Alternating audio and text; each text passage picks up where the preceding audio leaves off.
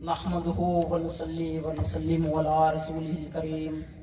اما بعد فاعوذ باللہ من الشیطان الرجیم بسم اللہ الرحمن الرحیم۔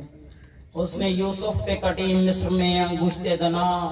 حسن یوسف پہ کٹی مصر میں انگشت زنا، سر کٹاتے ہیں تیرے نام پہ مردان عرب۔ حاضرین محترم، میرے جیسا کامل اور کام فہم طالب علم بلا اس عظیم ہستی کی شان کے بارے میں کیا گفتگو کر سکتا ہے کہ جس کی عظمت خالق کائنات کی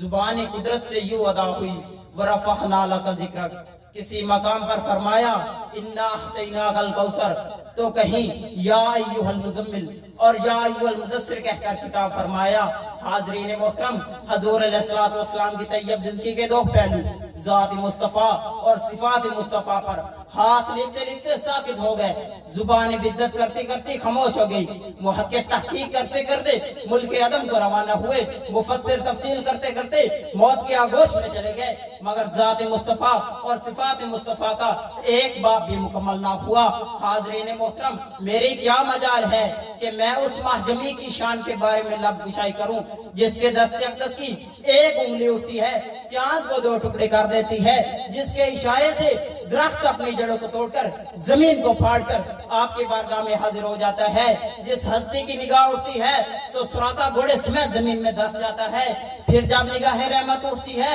تو گھوڑے سمیت زمین سے نکلنا شروع ہو جاتا ہے، جس پہ اکر نور پر طائف کی بستی میں ظلم پہ پہاڑ توڑ گئے مگر زبان مقدس سے بد دعا تک نہیں نکلی۔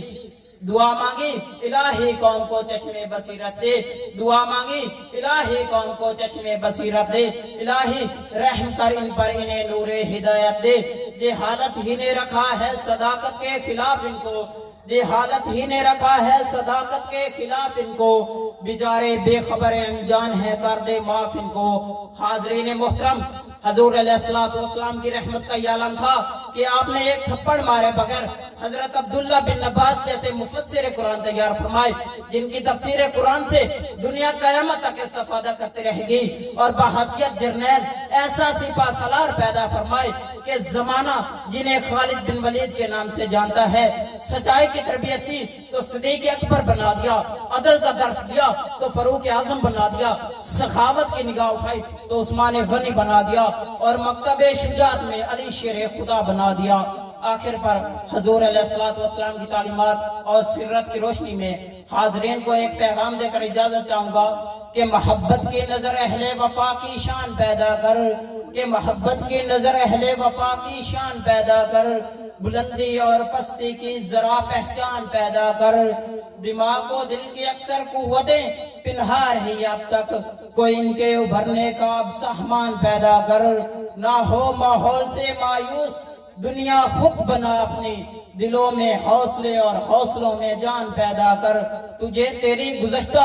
سر بلندی پھر سے حاصل ہو، تجھے تیری گزشتہ سر بلندی پھر سے حاصل ہو، وہ حکمت، وہ ہنر، وہ ذوق اے نادان پیدا کر، اور ضرورت ہے کہ ماضی کی طرح روشن ہو مستقبل، کوئی خالد، کوئی بوذر، کوئی سلمان پیدا کر۔ فقط